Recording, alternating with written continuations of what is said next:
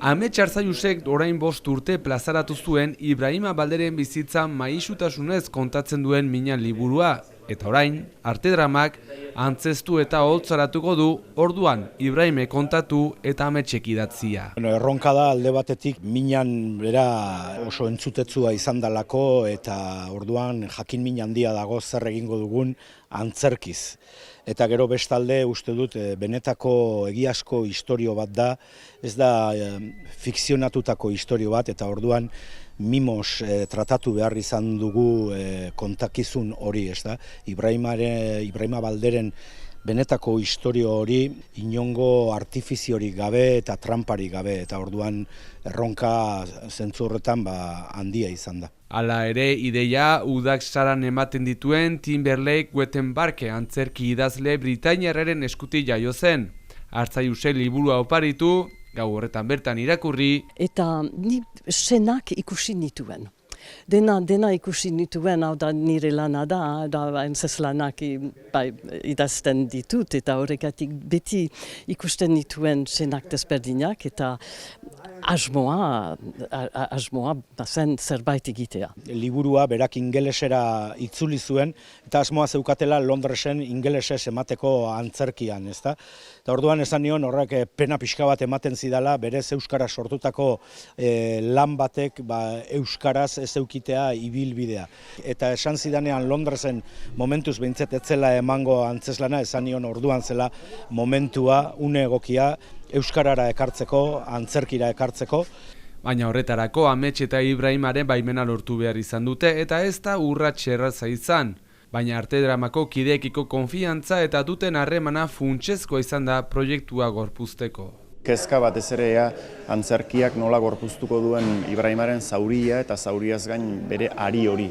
Niretzat oso funtsezkoa izan da liburu hau idazterakoan bere zauri erakustea, baina zauri horrekin batera bere aria. Eta aria da Ibrahimak duen modua oroitzapenak biziarazteko entzuten ari denari, erakusteko, askatzeko, josteko eta artea egiteko baita ere. Bere ahozko jari horrekin eta bere hizkuntzaren baitan dagoen irudimen berezi horrekin eta lortzen duen hizkuntza berezi horrekin.